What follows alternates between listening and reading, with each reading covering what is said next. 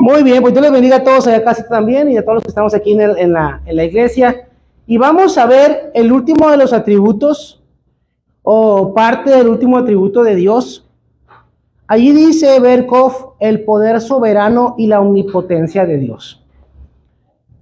Y lo vamos a leer y después lo vamos a comentar. La soberanía de Dios también se manifiesta por medio de su poder divino o su omnipotencia. Es decir, por medio del poder para ejecutar su voluntad. Entonces, el poder que Dios tiene para ejecutar su voluntad es distinto, ¿verdad?, al que nosotros tenemos. Usted dirá, bueno, pastor, ¿por qué dice que la omnipotencia de Dios es un atributo comunicable? Si yo como ser humano no tengo omnipotencia, nosotros no somos todos poderosos, ¿no debería ser más bien un atributo incomunicable? Bueno, se dice que es comunicable en cuanto a que Dios le da al ser humano la facultad también de hacer cosas. El ser humano también tiene el poder de hacer cosas. Y si no, pues ahí está toda la tecnología, todas las invenciones que hace el ser humano, la medicina, los descubrimientos. Todo eso que el ser humano puede llevar a cabo como parte de la creación es porque Dios nos hace partícipes de manera limitada, como todos los demás atributos de Dios que son comunicables, nos hace partícipes de manera limitada de su poder. Entonces, ¿quién le da capacidad al ser humano, por ejemplo, para hacer medicina? Pues Dios es el que le da al ser humano la inventiva, la creatividad, la inteligencia, ¿verdad? Para que podamos llevar a cabo ciertas cosas. Se dice que ahora los teléfonos que tenemos en nuestra bolsa tienen más tecnología más avanzada que la que llevó a los primeros seres humanos a la luna. Y uno se queda, pues, qué increíble es pensar así, ¿verdad? Que nuestro niño de 5 o 6 años está viendo un video en YouTube con más tecnología de la que tuvieron disponible los primeros astronautas, porque la tecnología avanzó muchísimo en todas las áreas. Entonces, ¿quién da esa facultad? Es Dios, a través de sus atributos. Por eso decimos que la omnipotencia de Dios, aunque se entiende que en Dios es ilimitada, también nos comparte el Señor a nosotros como seres humanos el poder de ejecutar la voluntad que queremos hacer de manera distinta, como lo hemos estado estudiando en todas las clases, a lo que Él puede hacer. La omnipotencia de Dios no debería ser entendida como que Dios pueda hacer cualquier cosa. Omnipotencia no es que Dios pueda hacer cualquier cosa. ¿Por qué? La Biblia nos enseña que hay muchas cosas que Dios no puede hacer. Dios, Él no puede mentir, no puede pecar, no puede cambiar, no puede negarse a sí mismo. Y vamos a leer un versículo de todos estos que están aquí. ¿Qué les parece si tomamos, no sé, 1 Samuel 15:29? 1 Samuel, capítulo 15 y versículo 29. Recuerde, si usted tiene alguna pregunta de todo lo que vamos a ver aquí, anótenla y al final vamos a las preguntas. Hermana Reina, 15:29 de 1 Samuel. Dice, además, el que es la gloria de Israel no mentirá ni se arrepentirá, porque no es hombre para que se arrepienta.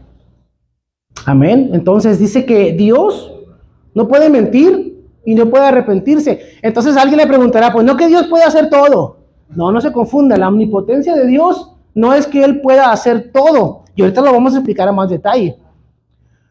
Los escolásticos, que era una escuela de la filosofía, estaban equivocados cuando enseñaban que Dios podía hacer toda clase de cosas que son inherentemente contradictorias y que incluso podía aniquilarse a sí mismo. Estos escolásticos, ellos sí pensaban, no, como dice la Biblia que Dios es todopoderoso, puede hacer todo, hasta destruirse a sí mismo. No se equivoque. No se puede contradecir. Es correcto, es más correcto decir que en virtud de que Dios es omnipotente y por medio del simple ejercicio de su voluntad, Dios puede realizar cualquier cosa que Él ha decidido llevar a cabo. ¿Se entiende mejor de esta manera, verdad? Dios no ha decidido aniquilarse. Dios no ha decidido pecar. Dios no ha decidido mentir. sino que todo lo que Él ha decidido lo puede hacer. Ahí está la diferencia entre poder hacer todas las cosas y ser omnipotente. Y si Él así lo quiere, podría hacer más de lo que actualmente acontece. Y vamos a leer otro versículo. ¿Qué le parece? Mateo capítulo 3 y versículo 9. Mateo 3, 9. Vamos a ver a qué se refiere el autor. David. A ver, Mateo 3, 9.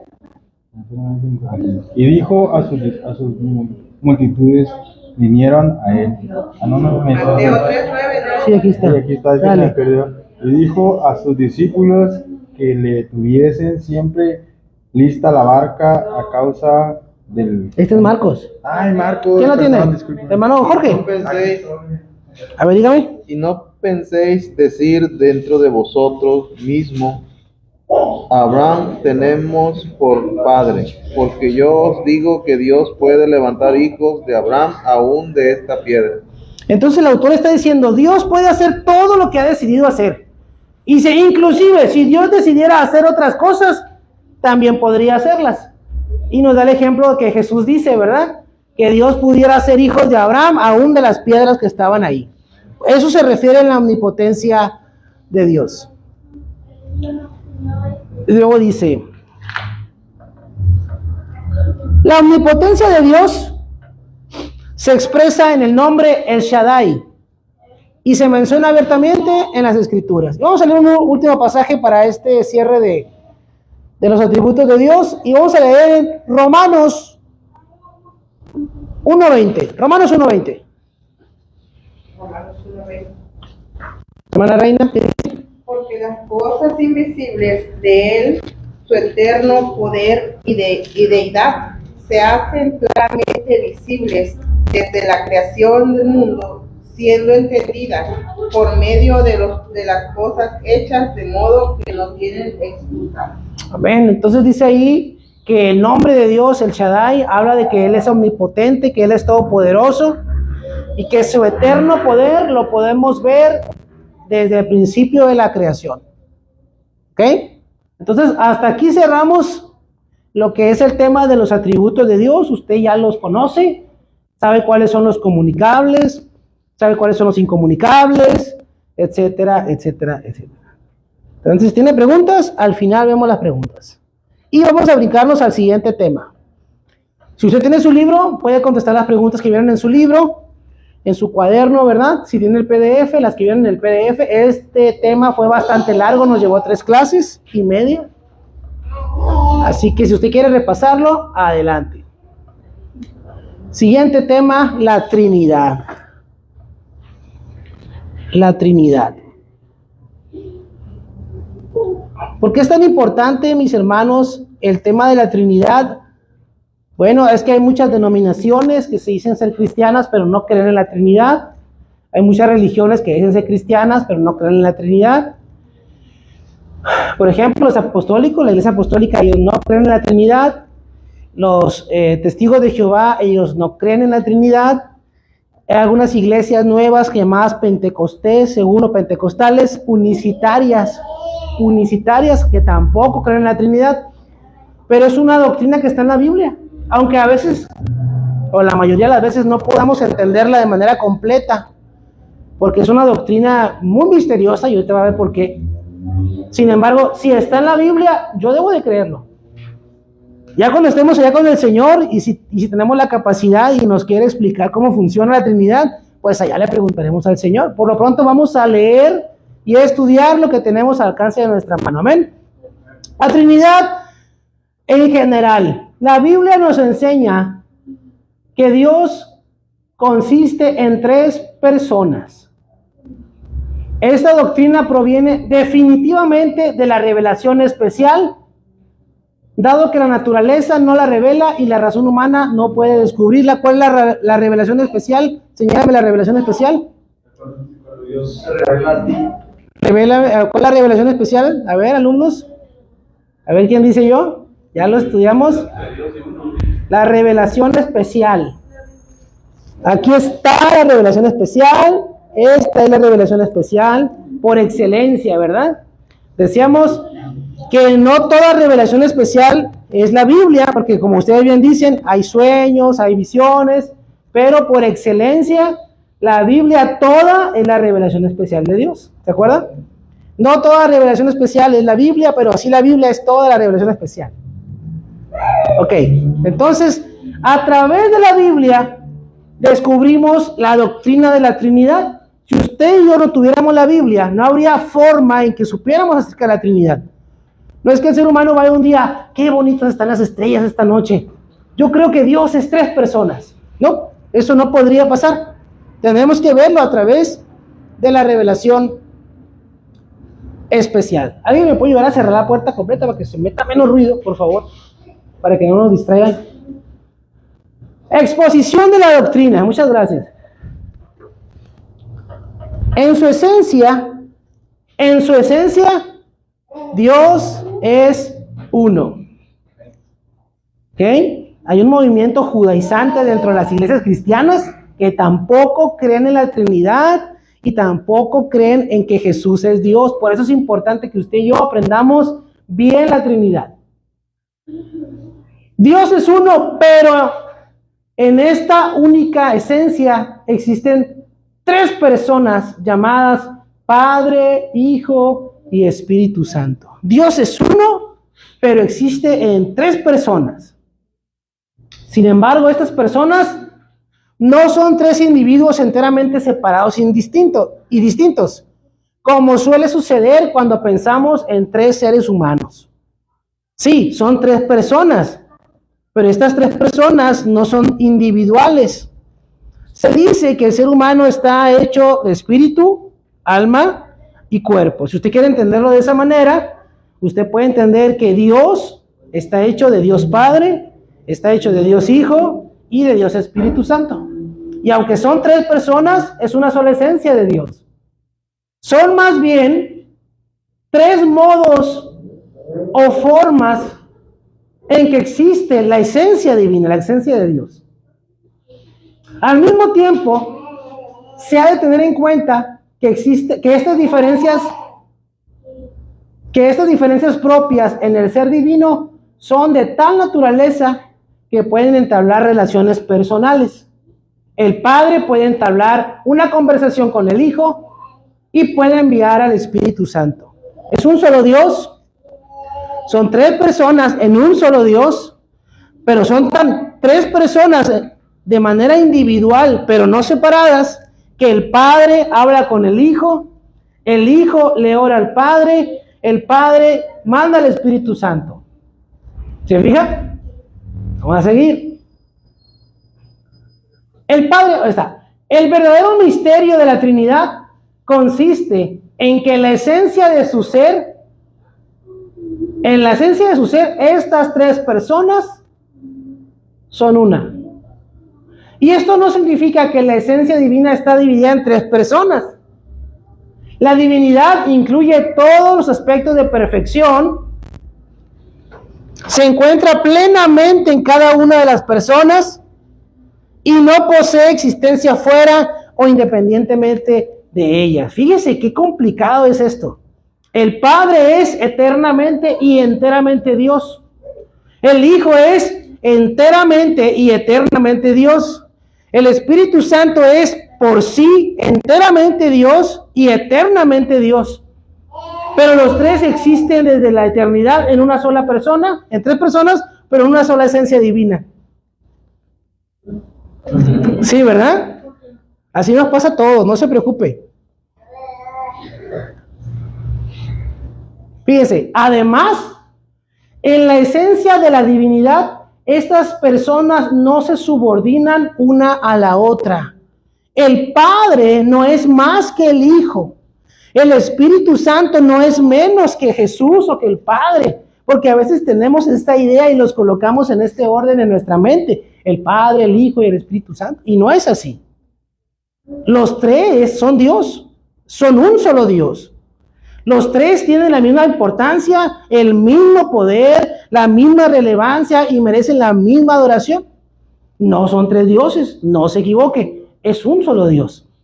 Por eso para estas doctrinas que le comento, estas iglesias, estas fees o estas denominaciones, es tan complicado entender esta doctrina. Y dicen, no, lo que están haciendo ustedes es que están adorando a tres dioses y eso es idolatría. Estamos adorando a un solo Dios verdadero. Sin embargo, se puede decir, fíjese, acaba de decir que los tres son iguales, que todo, y luego dice, sin embargo, se puede decir que en orden de existencia el Padre es primero, el Hijo es segundo y el Espíritu Santo es tercero. ¿Por qué? Porque este orden también se refleja en la obra de la creación, vamos a mirar, y la redención. Las tres personas se diferencian por ciertas distinciones personales. El Padre engendra al Hijo, el Hijo es engendrado por el Padre y el Espíritu Santo procede del Padre y del Hijo. Y escuche esto, es lo más importante a lo mejor de estos primeros párrafos. Esta doctrina es uno de los grandes misterios de la fe y como tal se encuentra más allá de nuestra comprensión humana. Sabemos que existe porque está en la Biblia, pero a lo mejor nuestra mente no lo alcanza a digerir por completo. Es un dogma de fe. ¿Qué es un dogma? Algo que tenemos que creer porque allí dice, y esa es la revelación especial de Dios, la Biblia, y aunque mi mente no lo entienda, porque mi mente es finita, mi mente está acostumbrada a ciertas cosas aquí en lo físico, pues ahí está. Y ahorita vamos a ver pruebas bíblicas acerca de la doctrina de la Trinidad. Entonces sí, está mareador el asunto, mis hermanos, no crea que es fácil de digerir, pero hay que creerlo. Así como creemos que un muerto se levantó y subió al cielo y está intercediendo por nosotros, eso es un dogma de fe. Yo no lo vi ni estuve ahí, pero lo creo. Así está, porque está en la palabra de Dios y así lo voy a creer también. En el Antiguo Testamento, muchos de los que refutan acerca de la Trinidad dicen que este es un invento del Nuevo Testamento, que eso lo inventaron los apóstoles o los discípulos o quien usted quiera, los padres de la iglesia, etcétera, etcétera. Pero vemos en la palabra de Dios, en el Antiguo Testamento específicamente, que hay evidencias de la Trinidad. Y si usted en algún momento tiene una plática cordial con alguna de estas personas que no creen en la Trinidad, usted puede desenvainar su espada en estos pasajes bíblicos y darles una prueba irrefutable de la Trinidad en el Antiguo Testamento. Algunos opinan que en el Antiguo Testamento no contiene ninguna indicación acerca de la Trinidad, pero esto no es correcto. Existen pasajes que indican que hay más de una persona en Dios. Como por ejemplo, donde Dios habla de sí mismo en plural. Génesis 1:26. ¿Se acuerdan? Y si no se acuerda, lo vamos a leer para que se acuerde. Hermana Andrea, ¿qué dice Génesis 1:26? Entonces dijo Dios, hagamos al hombre a nuestra imagen, conforme a nuestra semejanza, y señoree en los peces del mar, en las aves de los cielos, en las bestias, en toda la tierra y en todo animal que se arrastra sobre la tierra. Amén. ¿Qué dice Dios? Hagamos al hombre, hagamos al ser humano. Muchos dicen, no, es que Dios le estaba hablando a los ángeles. ¿Usted cree que Dios le iba a pedir opinión a los ángeles? ¿Perdón? ¿Que Dios le iba a pedir opinión a los ángeles para hacer al ser humano? No. Él dice, hagamos al hombre, hagamos al ser humano a nuestra imagen y semejanza. Dios habla de sí mismo en plural. ¿Usted habla de sí mismo en plural? No, ¿verdad? Yo hubiera dicho, pues voy a hacer al hombre. No. Hagamos al hombre. Estaba teniendo una conversación. Dios estaba teniendo una conversación con el Hijo, con el Espíritu Santo, y le vamos a hacer al hombre. Bueno, 11:7, ahí mismo en Génesis. Otra vez. Dice, ahora pues descendamos y confundamos allí su lengua para que ninguno entienda el habla de su compañero. Amén. Gracias, hermana Vero. Hermana Vero nos está leyendo el pasaje de la Torre de Babel, cuando dice que Dios se asomó a ver qué estaba haciendo el ser humano, y el ser humano dijo, para que ya no vuelva a matarnos en un diluvio, vamos a hacer una torre alta que llegue hasta el cielo. Entonces Dios dice, descendamos y confundamos sus lenguas para que ya no se puedan comunicar y no sigan en esta obra en vano. ¿A quién estaba hablando Dios otra vez? ¿A los ángeles otra vez? No. Dios estaba hablando, era una conversación entre el Padre, el Hijo y el Espíritu Santo. 3 personas con la esencia de Dios en un solo Dios. Cuando el ángel del Señor es representado como una persona divina, ¿se acuerda que vimos teofanías? Bueno, estas son las teofanías, vamos a leerlas. Vamos a leer la de Génesis 16. Del 7 al 13, hermano Jesús. Ok. Dale. Y habló el ángel de Jehová junto a fuente de agua en el desierto, junto a la fuente que está en el camino de Sur, y le dijo a Agar, la sierva de Sara, ¿dónde vienes tú y a dónde vas? Y ella respondió, huyo delante de Sara, mi señora. Y él dijo al ángel de Jehová, vuelva a tu señora y ponte sumisa abajo su mano. Y él dijo también al ángel de Jehová, multiplícate tanto tu descendencia, porque no podrá ser contada a causa de la magnitud. Además le dijo al ángel de Jehová, he aquí que has concebido y dará a luz a un hijo y llamará su nombre Ismael, porque Jehová ha oído tu aflicción. A ver, vamos a dejarlo hasta ahí. Falta un versículo, yo sé. Pero quería acabar ahí porque estaba leyendo que el ángel de Jehová le estaba diciendo a esta mujer, vete a tu casa allá con tu señora, sométete. Dice el ángel de Jehová, escucha lo que dijo el ángel de Jehová, porque Jehová ha oído tu oración o tu clamor. El ángel de Jehová le está diciendo, porque Jehová, ¿qué hubiera dicho usted? Porque yo escuché tu oración, porque yo escuché tu clamor, porque yo escuché... No, el ángel de Jehová es una teofanía, es una representación de ¿quién dijimos? De Jesús. Entonces Jesús se le aparece, el ángel de Jehová se le aparece a esta mujer y le dice que el Padre ha escuchado ese clamor. Tenemos otra más adelante, ¿verdad? Cuando el ángel de Jehová se le aparece a Abraham, en el siguiente capítulo, en el 18, y dice que Abraham vio de lejos que venían unos hombres, y cuando se acercaron, dice que Abraham fue y se humilló a tierra y los adoró y los invitó a comer a su casa. Dice que iban 3 hombres. Y entonces Abraham tuvo una conversación con Dios sobre Sodoma y Gomorra, ¿se acuerda? Y Abraham, Señor, y si hubiera 50 justos, y Señor, si hubiera 40 justos, ¿cómo la ve? Dios estaba hablando con Abraham, era otra teofanía, era Jesús el que estaba ahí hablando con Abraham. Y después mandó a los ángeles. Pero bueno, eso son lo que hablamos acerca de cómo en el Antiguo Testamento hay representaciones de la Trinidad, y donde se habla del Espíritu Santo como una persona distinta. Ahí vamos a leer uno, Isaías 63:10. Una persona distinta al Padre y distinta al Hijo. Isaías, amén, adelante. Mas ellos fueron rebeldes y hicieron enojar a sus ángeles, por lo cual se les volvió enemigo y él mismo luchó contra ellos.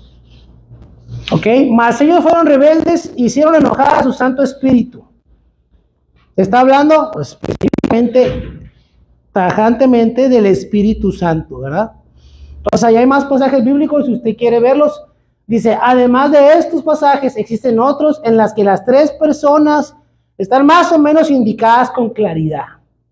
Aunque para los judíos, todo esto era un misterio. Los judíos no tenían idea de que eran. ¿Por qué? Porque en los mandamientos dice que el Señor es uno, ¿verdad? Así dice, el Señor es uno. Entonces ellos decían, no, pues es uno. Y viene alguien y le dice en el Nuevo Testamento, no, pues que son 3 personas. No estás mal, estás equivocado. ¿Por qué? Porque tiene una mente limitada de ser humano. Y dice, si es una persona, es un Dios. Si son 3 personas, son 3 dioses. No, si son 3 personas, es un Dios. Por eso con Dios no dan las matemáticas, ¿verdad? En el Nuevo Testamento es muy obvio que las evidencias del Nuevo Testamento sean más claras que las del Antiguo Testamento, ya que el Nuevo Testamento registra la encarnación del Hijo de Dios y el derramamiento del Espíritu Santo. Existen varios pasajes en que las tres personas son claramente mencionadas, como en el caso del bautismo de Jesús, ¿verdad? Dice que Jesús salió del agua del ser bautizado y que dice que descendió una paloma, dice el Espíritu Santo descendió sobre él en forma de paloma y una voz en el cielo que dijo: este es mi Hijo amado en el que tengo complacencia. Tres personas allí en el bautismo de Jesús. Tres personas, un solo Dios presentes en el bautismo de Jesús. En sus discursos de despedida, en la gran comisión, en la bendición apostólica y también en pasajes tales como en Lucas y Corintios y Primera de Pedro. En todas esas partes es más que evidente que la Trinidad existe, mis hermanos, y está claramente señalada en el Nuevo Testamento. Jesús fue bautizado, el Espíritu Santo descendió en forma de paloma y el Padre habló desde el cielo: este es mi Hijo amado. Si no, que hubiera dicho: yo soy este y me amo mucho, ¿cómo sería ahí? ¿Verdad? Si es una sola persona, ¿cómo sería? Y espérenme poquito porque me voy a transformar en paloma y voy a venir otra vez. Pues, está medio raro, ¿no? Si fuera una sola persona, pregunto, y no me la conteste, pero piénselo. Si todos fueran una sola persona, ¿a quién le oraba Jesús? ¿Verdad? Si todos fueran una persona, como dicen estos movimientos unicitarios, ¿a quién oraba Jesús? ¿O es acaso que se iba a caminar para hablar consigo mismo y meditar él solo? Porque la Biblia claramente dice que iba y se apartaba para orar. Y cuando usted y yo oramos, sabemos a quién le estamos orando a Dios. Cuando Jesús oraba, no era distinto, mis hermanos. Jesús oraba y le oraba al Padre. ¿Ok? Vamos a ver algunas descripciones erróneas acerca de la Trinidad.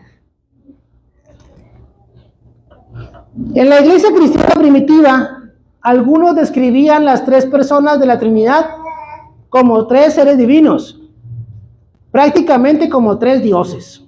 ¿Se fijan? Decían, no, pues son tres dioses, son tres personas. En la iglesia primitiva, en la iglesia de los primeros años. Los sabelianos, que eran unos también muy estudiosos según ellos, describían las tres personas sencillamente como modos diferentes de la acción o manifestación divina, los cuales Dios sucesivamente asume, revelándose como Padre en la creación y cuando entregó la ley, como Hijo en la encarnación y como el Espíritu Santo en la regeneración y santificación. De esta forma, las tres personas fueron reducidas a una. ¿Me explico lo que dicen ellos? Estos sabelianos en los primeros siglos de la iglesia decían, no es que sean tres personas, es que es Dios, y a veces Dios aparece como Padre, y a veces Dios aparece como Hijo, y a veces Dios aparece como Espíritu Santo, pero es el mismo. Eso es lo que ellos querían decir o enseñaban. Pablo de Samosata, los socinianos de los días de la Reforma y los unitarios y modernistas del siglo XIX y XX, todos ellos interpretan la Trinidad como si consistiera del Dios el Padre, el ser humano Jesucristo y una influencia divina llamada el Espíritu de Dios. Fíjense, estos son otros. Los primeros decían que Dios hacía las tres funciones, que una sola persona. Y como le dije hace rato, eso pues choca mucho con el tema de Jesús en el bautismo. Si son una sola persona, ¿cómo se estaba bautizando y cómo descendió sobre él mismo y cómo él mismo se habló? Bueno, eso es lo que enseñaban unos. Los otros enseñaban que no, que Dios Padre es Dios. Y que Jesús, ahí dice que es el ser humano Jesucristo. O sea que Dios creó a Jesús con un propósito, que lo hizo con un fin. Y una tercera cosa, una influencia divina, que es llamada el Espíritu de Dios. Esta perspectiva no solo representa a Dios como aquel que posee una sola esencia, sino que también dice que es una sola persona, y así anulan la doctrina de la Trinidad. Entonces estos son otros que dicen, no, Dios sigue siendo uno, Jesucristo es un ser humano, sí, a lo mejor es el Mesías, a lo mejor es el Cristo, a lo mejor es santo porque Dios así lo hizo, pero no es Dios. Y el Espíritu Santo no es una persona, sino que es como el poder de Dios, una esencia, una sustancia que se mueve, pero no es una persona. Y por eso ellos anulan la doctrina de la Trinidad. Hasta el día de hoy, en las iglesias cristianas, hay un movimiento que cree que Jesús es el Mesías, que Jesús es Cristo, pero que Jesús no es Dios. Y tenga mucho cuidado con eso. Porque si usted o alguien no cree que Jesús es Dios, el sacrificio de Jesús no sirve para nada. El sacrificio de Jesús sirve porque Dios se encarnó, tomó forma de ser humano y la sangre de Jesús nos salva. Pastor, y es una pregunta. Al ratito, hermana, apúntela ahí, pero anótela que no se le voy a olvidar, porque luego pierdo el hilo. Pero apúntela bien, ¿eh? Tiene usted que tener siempre en su mente esto que le estoy diciendo. Siempre tienes que acordarte, Jesús es Dios. Jesús es Dios. Enséñale a sus hijos que Jesús es Dios. Muéstreles en la palabra cómo cuando decimos que Jesús es el Hijo de Dios, le estamos dando la misma naturaleza divina que el Padre tiene y que tiene el Espíritu Santo. No es como cuando decimos que nosotros somos hijos de Dios, porque la Biblia dice que usted y yo somos adoptados. Cuando usted adopta a una persona, cuando yo adopto a una persona, es mi hijo legalmente, pero no tiene mi misma sangre, no se va a parecer a mí. En el papel, en la ley, es mi hijo. Así usted y yo somos hijos de Dios legalmente. Somos adoptados, dice el apóstol, por Cristo, porque por el sacrificio de Jesús. Pero cuando hablamos de Jesús, dice la Biblia que Él es el unigénito Hijo de Dios. ¿Se fija la diferencia? Unigénito, esa palabra habla de unigénito, de la misma fuente que los genes, que tienen la misma característica, que tienen la misma sustancia. ¿Me explico? Esa es la gran diferencia. Nosotros somos hijos de Dios, pero Jesús es el Hijo de Dios. Y si usted le quita a Jesús la divinidad porque no cree que Jesús sea Dios, el sacrificio que Él hizo en la cruz no sirve y usted no puede ser salvo. Porque es otro ser humano que fue a la cruz y ya, como un montón de seres humanos que fueron crucificados. Lo que hace distinto y tan especial el sacrificio de Jesús en la cruz es eso, que Dios vino a morir por nosotros. Entonces, de ahí la importancia de la Trinidad y de la divinidad de nuestro Señor Jesucristo. Vamos a ver un poquito más. Y luego dice ahí, vamos a ver las tres personas consideradas separadamente. A ver si alcanzamos a ver por lo menos una. Y ya nos vamos a las preguntas. El nombre Padre, tal como se aplica a Dios, no siempre se usa en el mismo sentido en la Escritura. Puede referirse al Dios Trino como en el origen de todas las cosas creadas, como en 1 Corintios. Cuando hablan de Dios Padre, escuche muy bien lo que está diciendo el autor. Cuando hablamos de Dios Padre, no siempre estamos hablando de el Padre, sino cuando hablamos de Dios Padre, como en estos versículos, podemos estar hablando de los tres, del Padre, del Hijo y del Espíritu Santo. Y estamos hablando de Dios Padre como creador de las cosas. Si quieren lo leemos para darle más explicación. 1 Corintios 8:6. 1 Corintios 8:6. Dale, Andrea. Para nosotros, sin embargo, solo hay un Dios, el Padre, del cual procede todas las cosas, y nosotros somos para Él, y un Señor, Jesucristo, por medio del cual son todas las cosas, y nosotros por medio de Él. Amén. Ese texto está muy claro, ¿eh? Dice que el Padre creó todas las cosas y que Jesucristo creó todas las cosas, y que entonces, ¿quién lo creó? ¿El Padre o el Jesucristo? El mismo, exactamente, porque ya lo miramos en Génesis, ¿verdad? Hagamos al hombre, confundamos sus lenguas. Están los tres participando en la creación. Entonces, a veces cuando leemos la Biblia, el autor se estaba refiriendo a Dios como la esencia divina. Nosotros, no sé si le pasa a usted, a veces a mí sí me pasa, que leo Dios o Dios Padre y pienso únicamente en el Padre, no pienso, yo sinceramente le voy a decir algo, en el que menos pensamos es en el Espíritu Santo. Al que menos honor le damos, al que menos honra le damos, y es el que está aquí con nosotros. Jesús dijo, yo me tengo que ir, pero les enviaré al Consolador. Entonces, a ver, si es una sola persona, ¿por qué Jesús dijo que se tenía que ir? Si Tomás iba a ir y venir, ¿o cómo? No, es otra persona de la Trinidad de Dios, es el Espíritu Santo de Dios. Y le digo, la verdad es el que a menos a veces tenemos en consideración al Espíritu Santo. Pero el Espíritu Santo, como le dije hace rato, no es menos que el Padre, no es menos que el Hijo, y merece el mismo honor y merece la misma reverencia, porque Él tiene toda la plenitud de Dios en Él, en su esencia, en su personalidad. Pero ahorita estamos hablando del Padre, ya me desvié un poquito. Ese es en el A, ¿no? El origen de todas las cosas creadas. También se habla del Padre como el Padre de la nación elegida, Israel. Y también como el Padre de los creyentes espirituales. Sin embargo, en un sentido mucho más fundamental, el nombre se aplica, ahora sí, a la primera persona de la Trinidad en su relación con la segunda persona. ¿Por qué dice en su relación con la segunda persona? Porque no puede haber un hijo si no hay un padre, ¿verdad? Y no puede haber un padre si no hay un hijo. Eso es obvio, es la manera en que ellos se distinguen entre ellos. Yo soy el padre, yo soy el hijo. Y eso se entiende muy fácil, ¿verdad? Las que tienen hijas casaderas o hijos casaderos, todavía no son abuelos, no pueden decir yo soy abuelo. ¿Hasta qué? Hasta que haya un nieto. Hasta que caiga el nieto o la nieta, usted va a poder ser abuelo o abuela. Esa es la relación que hay entre ustedes dos. Mientras ese nieto o nieta no exista, usted no puede ser abuela ni abuelo. Entonces, se le llama padre en relación con su hijo y al hijo en relación con su padre. Esta es la paternidad original de Dios, de la cual toda paternidad terrena es solamente un débil reflejo. Y Dios nos quiso hacer conforme a su imagen y semejanza.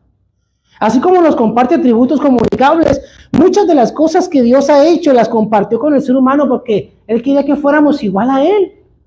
Él quería que nosotros los seres humanos fuéramos esa raza que se asemeja a Dios, que tiene compañerismo con Dios. Por eso dice, Él fue el primer padre, de ahí sale todo lo demás.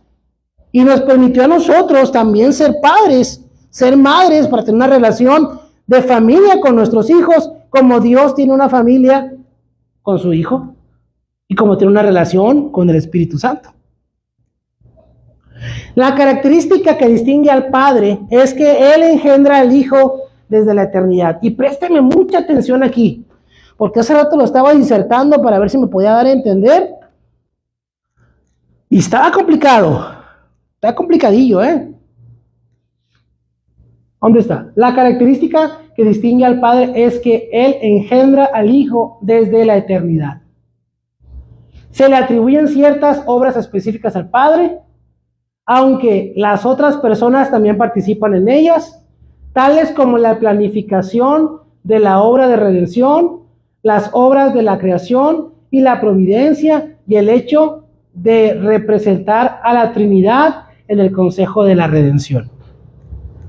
Todas estas cualidades o estos atributos estas cosas que se le atribuyen al Padre, dice, se le asignan como que Él es la cabeza en ese momento. Sí participa el Hijo y el Espíritu Santo como en la obra de redención. Se entiende que el plan de salvación lo hizo el Padre. En acuerdo, porque son son un Dios en tres personas con la Trinidad. Cuando el Padre dijo, vamos a hacer el plan de salvación de esta manera, no creo que se pusieron a discutir el Espíritu Santo y el Hijo, ¿verdad? No, pero ¿cómo me vas a mandar a mí a morir en la cruz? ¿Por qué no va el Espíritu Santo? No, olvídense de eso. Hay una unidad perfecta en ellos. Es un Dios. Déjenme ver cuánto tiempo nos queda. Yo creo que hasta ahí. Mis hermanos en casita, Dios les bendiga. Y Pastor John, Dios le bendiga. Nos vemos la próxima semana.